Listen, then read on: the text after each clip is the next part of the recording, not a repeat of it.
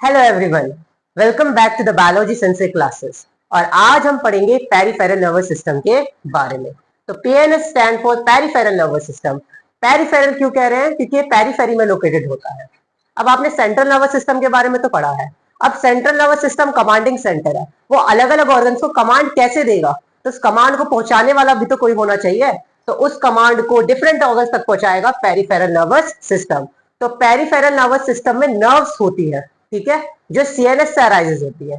अब peripheral nervous system दो parts में डिवाइड है, एसएनएस और एएनएस।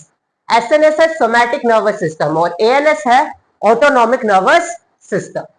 अब दोनों में फर्क क्या है कि जो एसएनएस होता है, सोमैटिक नर्वस सिस्टम, ये एक वॉलंटरी ब्रांच है, यानी कि ये वॉलंटरी एक्शंस को कंट्रोल करती है जो हमारे विल के अंदर होता है, जिसको हम कंट्रोल कर सकते हैं, लाइक वॉकिंग, क्लाइंबिंग, रनिंग। जिस भी चीज को हम कंट्रोल कर सकते हैं वो सारे के सारे सोमैटिक नर्वस सिस्टम में। पर जिसको हम कंट्रोल नहीं कर सकते वो ऑटोनॉमिक नर्वस सिस्टम में आते हैं। तो ये एक इनवॉलेंट्री ब्रांच है पेरिफेरल नर्वस सिस्टम की, ठीक है। अब ऑटोनॉमिक नर्वस सिस्टम में कैसे कैसे एक्शन, जैसे कि हार्ट बीट हम उसको कंट्रोल नहीं कर सकते, ब्रीथिंग की रिदम, स्लीपिंग के पैटर्न, और अंदर जितने भी इंटरनल ऑर्गन का कॉन्ट्रेक्शन हो रहा है, लाइक पेरिस्टेल्सिस, ये सारे के सारे एक्शन जो हम कंट्रोल नहीं कर पा रहे वो ऑटोनॉमिक नर्वस सिस्टम क्या करेगा? कंट्रोल। सबसे पहले हम सोमैटिक नर्वस सिस्टम के बारे में पढ़ते हैं। सोमैटिक नर्वस सिस्टम में नर्व्स होती हैं जो या तो ब्रेन से अराइज होती है या स्पाइनल कोड से।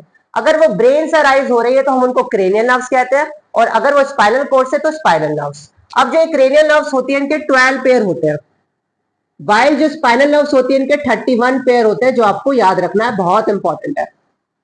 अब क्रेनियल नर्व्स सेंसरी भी हो सकती हैं, यानी कि सिग्नल को, इंपल्सिस को ब्रेन तक ले जाने वाली या सीएनएस तक ले जाने वाली। मोटर भी हो सकती है, जो इंपल्सिस को सीएनएस से ऑर्गन तक ले जाती है। और मिक्स्ड भी हो सकती है, यानी कि सेंसरी और मोटर दोनों। अगर वो सेंसरी है तो सेंसरी तीन तरीके की हो सकती है, ऑप्टिक, ऑल्फैक्टरी और ऑडिटरी। ऑप्टिक जो विजुअल सिग्नल्स को ले जा रही है, ऑडिटरी जो हियरिंग से रिलेटेड सिग्नल्स को ले जा रही है, और ऑल्फैक्टरी जो ऑडर या स्मेल से रिलेटेड सिग्नल को ब्रेन तक ले जा रही है। जितनी भी मोटर क्रेनियल नर्व्स होती हैं, या तो वो आई मसल को सप्लाई करती हैं, या उनका मूवमेंट कराती है, उनका रोटेशन कराती है। मैंने एग्जांपल लिख दिया आपके लिए, लाइक ट्रोक्लियर, एब्डुकेंस या ऑक्यूलोमीटर। ये जो नर्व्स हैं ये आई को सप्लाई करती हैं। नेक्स्ट है mix nerve. Mix nerve cranial nerve में वो होती है जनरली जो फेस को सप्लाई करती है, ठीक है, या फिर टंग को सप्लाई करती है। मैंने इसमें एग्जांपल आपको लिखवाया है, फेशियल नर्व, ग्लोसोफैरिंजियल या ट्राइजेमिनल नर्व्स। तो ये मिक्स नर्व हो गई। अब हम आते हैं स्पाइनल नर्व्स। अब स्पाइनल नर्व्स के 31 पेयर होते हैं और स्पाइनल नर्व्स मिक्स्ड होती है, ना तो ये सेंसरी ना मोटर। जितनी भी स्पाइनल नर्व्स होती हैं वो सारी मिक्स्ड नर्व होती है। अब ये भी फर्दर डिस्टिंग्विश है कि ये स्पाइनल कोड की किस पार्ट से रिलीज हो रही है, उसी पे इसका नाम है। अगर ये सर्वाइकल रीजन से तो सर्वाइकल, और सर्वाइकल के कितने होते हैं? 8, ठीक है जी। थोरेसिक की बात करें तो थोरेसिक के कितने होते हैं? 12, लंबर के 5, सैक्रल के भी 5, और जो कोकाइडियल होती है उनका होता है 1। तो इस तरीके से 31 पेयर हो गए। सर्वाइकल रीजन से 8 स्पाइनल नर्व से रिलीज हो रही है, थोरेसिक से 12, लंबर से 5, सैक्रल से 5 और कोकाइडियल से 1 स्पाइनल नर्व अराइज हो रही है। अब ये स्पाइनल नर्व कहां से अराइज हो रही है? स्पाइनल कोड से। तो स्पाइनल कोड में बाहर की तरफ जो मैटर प्रेजेंट होता है उसको व्हाइट मैटर कहते हैं, और अंदर की तरफ जो मैटर है ग्रे मैटर। तो जो आपको ग्रे मैटर दिख रहा है, तो जो स्पाइनल कोड का व्हाइट मैटर है वो ग्रे मैटर में को डिवाइड कर देता है कुछ प्रोजेक्शन में। तो जो ये ग्रे मैटर में प्रोजेक्शन होती है इनको हम हॉर्न्स कहते हैं। अब जो स्पाइनल नर्व है वो स्पाइनल कोड से 2 रूट के थ्रू अराइज होती है, या 2 रूट्स के थ्रू जाती है। ये तो होता है डॉर्सल रूट और ये होता है वेंट्रल रूट। वेंट्रल रूट जो बैकबोन की साइड पे जो इस तरफ है वो तो है आपका डॉर्सल रूट, और जो इस तरफ है वो है वेंट्रल रूट। तो डॉर्सल रूट में जो नर्व जाती है वो है सेंसरी, और मोटर रूट से जो नर्व आती है वो है मोटर।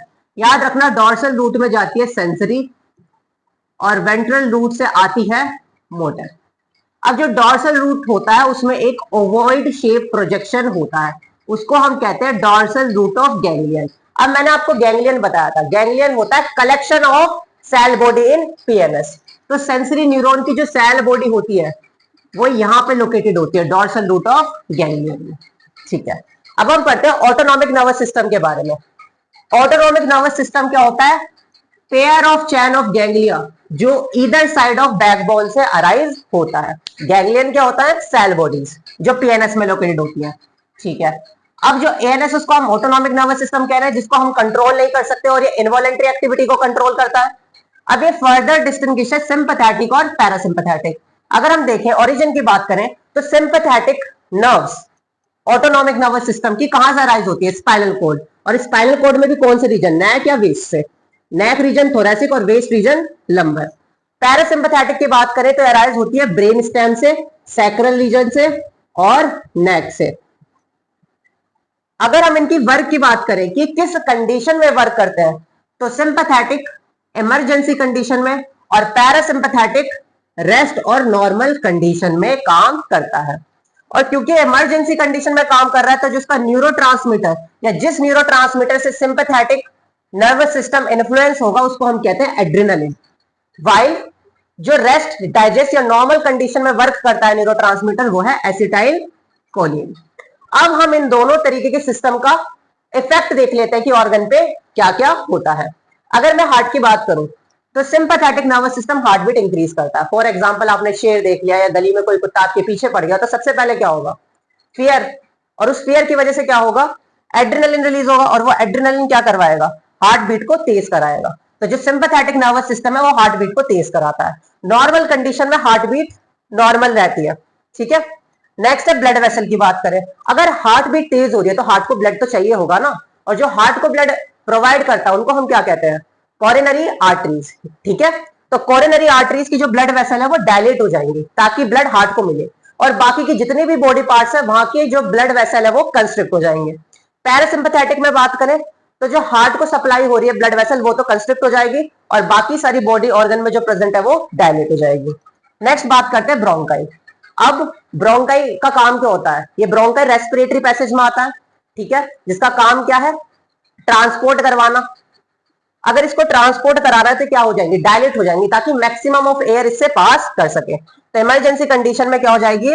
डायलेट हो जाएगी ताकि डीप ब्रीथिंग हो। वाइल पैरासिम्पैथेटिक सिस्टम क्या करता है? इसको इनहिबिट कर देता है। नेक्स्ट है प्यूपिल की बात करें। अगर आपको खतरा दिखाई दिया तो प्यूपिल क्या हो जाएंगे? डायलेट, ताकि हम उसे क्लियरली देख सकें। प्यूपिल डायलेट होने का मतलब क्या है? ज्यादा अमाउंट ऑफ लाइट आपके आई के अंदर एंटर करे जिसकी वजह से आप क्लियरली देख सके, आपकी डिस्टेंट विजन तेज हो जाए, तो प्यूपिल डायलेट होते हैं यहाँ पे। पर अगर हम यहाँ पे बात करें तो यहाँ पे प्यूपिल क्या होती हैं? कंस्ट्रिक्ट होती हैं।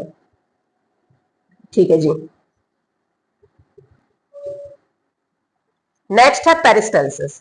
अब पेरिस्टल्सिस कब होता है? जब फूड को डाइजेशन करना होता है। इमरजेंसी कंडीशन में, स्ट्रेस या फियर में खाना खाया नहीं जाता या एक्साइटमेंट में भी। क्यों? क्योंकि पेरिस्टल्सिस नहीं हो पाता। तो पेरिस्टल्सिस क्या हो जाता है? सिंपैथेटिक वाले पाथवे में इनहिबिट हो जाता है और पैरासिम्पैथेटिक में नॉर्मल होता है। सिमिलरली सैलिवरी ग्लैंड भी क्या हो जाती है? इनहिबिट। अब वो कहते हैं ना मुंह से निवाला नहीं जा रहा।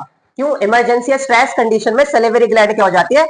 इनहिबिट, जिसकी वजह से फूड में इतना अमाउंट ऑफ म्यूकस या लुब्रिकेशन नहीं होता कि वो ईसोफेगस तक जा सके। पर अगर हम पैरासिम्पैथेटिक की बात करें, यहाँ पे नॉर्मल चीजें चल रही हैं यानी कि सैलिवरी ग्लैंड एक्टिवेट है। अब बात करते हैं लैक्राइमल ग्लैंड, जिसको टीयर ग्लैंड भी कहते हैं। टीयर ग्लैंड सिंपैथेटिक सिस्टम में क्या हो जाती है? एक्टिवेट। अभी टीयर ग्लैंड टीयर सिक्रीट करती है। वो टीयर क्या करता है? आई को वॉश करता है ताकि आंखें क्लियरली देख पाए। पर टीयर ग्लैंड नॉर्मल कंडीशन में क्या रहती है? इनहिबिट रहती है। अगर हम यूरिनरी ब्लैडर की बात करें तो यूरिनरी ब्लैडर क्या हो जाता है? सिंपैथेटिक सिस्टम में कंस्ट्रिक्ट हो जाता है। ठीक है जी, और यहाँ पे क्या हो जाता है? पैरासिम्पैथेटिक में डायलेट। तो पैरासिम्पैथेटिक नर्वस सिस्टम में फीलिंग होती है टू यूरिनेट, पर यहाँ पर नहीं होती। तो ओवरऑल सिंपैथेटिक नर्वस सिस्टम क्या कर रहा है? ये आपको एक्शन के लिए रेडी कर रहा है, और पैरासिम्पैथेटिक क्या कर रहा है? आपकी डेली लाइफ एक्टिविटी को परफॉर्म करने में आपकी हेल्प कर रहा है। ठीक है, जो नॉर्मल कंडीशन में होनी चाहिए। अब ग्रीफ, एंगर, फियर और सेक्सुअल स्टिमुलेशन, ये सारी चीजें इन्फ्लुएंस करती हैं ऑटोनॉमिक नर्वस सिस्टम को।